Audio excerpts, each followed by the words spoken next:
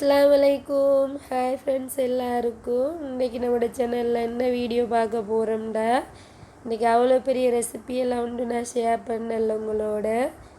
வீட்டில் சில டைமில் எங்களுக்கு ஒரு சாதனமும் இருக்காது, சில டைமில் எல்லாமே இருக்கிற டைமில் நாங்கள் யோசிக்காமல் பருப்பு எல்லாம் செஞ்சிடுவோம், சாப்பாடெல்லாம் ஆக்கிடுவோம், கறியெல்லாம். ஆனால் இல்லாத டைமில் என்னடா செய்கிறேன்னு வந்தே பிச்சுக்குவோம் போட்டு, சாவனம் ஒன்றும் இல்லை அப்படின்னு அப்படியே இருந்துருவோம் ஒன்றும் செய்யாமல். அந்த டைமில் எங்களுக்கு கை கொடுக்குற மாதிரி ஒரு சிம்பிளான பருப்பு கறி தான் நான் இன்றைக்கு செஞ்சு காட்டிக்கிறேன், ஒரு சாவனமும் இல்லாமல். வாங்க இப்படி செய்கிறேன்னு பார்ப்போம். ஃபஸ்ட்டுக்கு பருப்பு ஒரு 2 இன்ச்சுக்கு தண்ணி வச்சு ஒரு தேவையான அளவு மஞ்சத்தூள் சேர்த்துட்டு இப்படி நல்லா வேக வச்சு எடுத்துக்கோங்க. வேற ஒன்றும் சேர்க்க தேவையில்லை. தேவையான அளவு உப்பு ஃபஸ்ட்டுக்கே சேர்த்துக்கோங்க. வேக வைக்க போக்குள்ளேயே சேர்த்துட்டு, கரண்டியால் அடிச்செடுக்க கஷ்டம்னா இந்த விஸ்கை வச்சு நல்லா இப்படி அடித்து எடுத்துக்கோங்க பருப்பை. அது அப்படி எல்லாம் வெந்துட்டுன்னா இப்படி நல்லா கடைஞ்சி வந்துடும், கூலாகி சுருக்காண்டு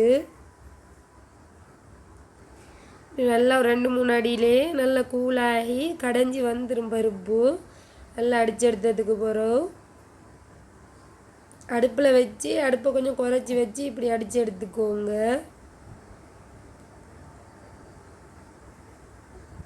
பருப்பை நல்லா கடைஞ்சி இப்படி எடுத்ததுக்கு பிறகு கொஞ்சம் ஒரு கைப்பிடி போல் தேங்காய்ப்பு இருந்தால் கொஞ்சம் அரைச்சி கிரைண்டரில் ஒரு தேத்தனி கிளாஸ் அளவுக்கு பால் சேர்த்துக்கோங்க, கட்டிப்பால்.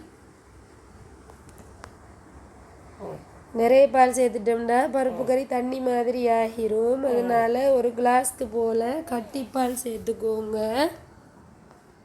கட்டிப்பாலையும் சேர்த்துட்டு பருப்போடு நல்லா கொதிக்க வச்சு எடுத்துக்கோங்க.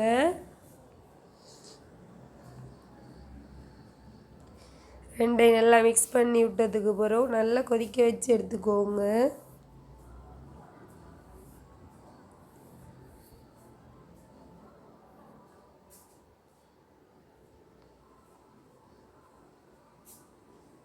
நல்லா டேஸ்ட்டாகவே இருக்கும், நீங்களும் ட்ரை பண்ணி பாருங்கள். வீட்டில் எங்களுக்கு எல்லா நேரமும் சாவனம் இருக்காது கறி வளர்க்குறதுக்கு. என்ற ஒரே வீட்டில் சமைக்கிறதால சில டைம் சாவனம் இல்லாத நாளும் வரும். அந்த டைமில் இந்த மெத்தடில் ட்ரை பண்ணி பாருங்கள். பருப்பு கறி ஆக்குறேன்டா கட்டாயம் உங்களுக்கு இந்த வீடியோ யூஸ்ஃபுல்லாக இருக்கும்னு நினைக்கிறேன். பிறகு நல்லா கொதிக்க விட்டு எடுத்ததுக்கு பிறகு தாளிப்புக்காக ஒரு சின்ன தாச்சியில், நீங்கள் தாளிக்கக்கூடிய தாச்சியில் கொஞ்சம் தேங்காய் சேர்த்துட்டு கொஞ்சம் கருவேப்பிலை, அதுக்கப்புறம் வெள்ளைப்பூடி இருந்தால் 2 நல்லா இடிகல்லால் இடிச்சிட்டு சேர்த்துக்கோங்க.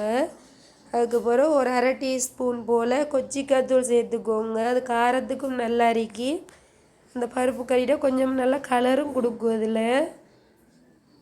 அதில் இது 3ஐயும் சேர்த்துட்டு நல்லா தேங்காய் எண்ணெயில் தாளித்து எடுத்துக்கணும். அதுக்கப்புறம் கருவேப்பிலை வெள்ளைப்பூடையெல்லாம் நல்லா முறி வர அளவுக்கு தாளித்து எடுத்துக்கோங்க, அடுப்பை குறைச்சி வச்சு.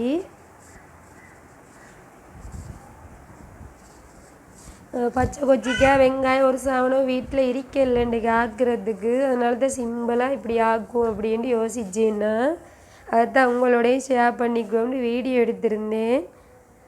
அதுக்கப்புறம் தாளிப்பு ரெடி ஆகியாச்சு. அப்புறம் அதை பருப்பு கறியோடு சேர்த்துட்டு நல்லா மிக்ஸ் பண்ணி விட்டதுக்கு பிறகு ஒரு 5 நிமிஷத்துக்கு போல் மூடி வச்சு விட்றணும். அப்போ தான் அந்த வாசம் எல்லாம் பருப்பு கறியில் இறங்கி எங்களுக்கு சாப்பிட போக நல்ல வாசமாகவும் டேஸ்ட்டாகவும் இருக்கும். நீங்களும் இந்த சிம்பிளான பருப்பு கறியை ட்ரை பண்ணி பாருங்கள், ஒன்றுமே இல்லாத டைமில். எல்லாம் நல்லா இருக்கும். பிடிச்சிருந்தா இந்த வீடியோவுக்கு லைக் பண்ணுங்கள், உங்களோட ஃப்ரெண்ட்ஸ் அண்ட் ஃபேமிலிக்கு ஷேர் பண்ணுங்கள். இப்படி சிம்பிளான நிறைய ரெசிபிகள் வேணும்னா இந்த சேனலை மறக்காமல் சப்ஸ்கிரைப் பண்ணி வச்சுக்கோங்க. நான் இன்னொரு நல்ல வீடியோவோடு உங்களை எல்லாரையும் சந்திக்க வரேன். பாய்.